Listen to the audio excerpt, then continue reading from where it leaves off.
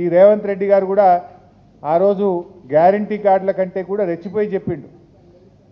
అవ్వకిస్తాం కోడలికి ఇస్తామన్నాడు, ఇద్దరికీ పెన్షన్ ఇస్తామన్నారు, రైతుకి ఇస్తాం కౌలు రైతుకు ఇస్తాం, ఇద్దరికీ ఇస్తామన్నాడు. ఎన్నికల ముందేమో రజనీకాంత్ లెక్క మాట్లాడిండు, ఎన్నికలు అయినాక రేవంత్ రెడ్డి గజనీకాంత్ లాగా మారిపోయింది. ఈరోజు ఇవాళ ఇప్పుడు అన్ని కటింగ్లే, ఏది చూసినా కటింగ్లే పెడుతుండు. ఎట్లా ఉందంటే చీఫ్ మినిస్టర్ అంటే చీఫ్ మినిస్టర్ రేవంత్ రెడ్డి కాదు, ఈయన cutting minister, cutting master Revanth Reddy అయిపోయింది. ఈయన చీఫ్ మినిస్టర్ రేవంత్ రెడ్డి కాదు, కటింగ్ మాస్టర్ రేవంత్ రెడ్డి. రెండు రకాల కటింగ్లు.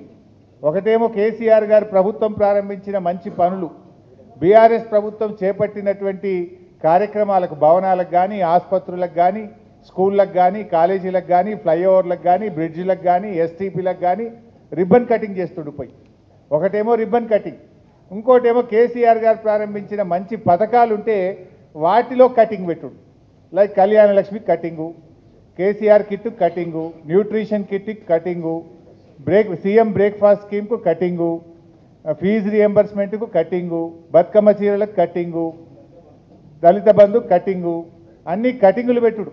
అయితే రిబ్బన్ కటింగు లేకపోతే సంక్షేమ పథకాలకు కటింగు. ఇంతకు మించి రేవంత్ రెడ్డి చేసిన ఏముంది?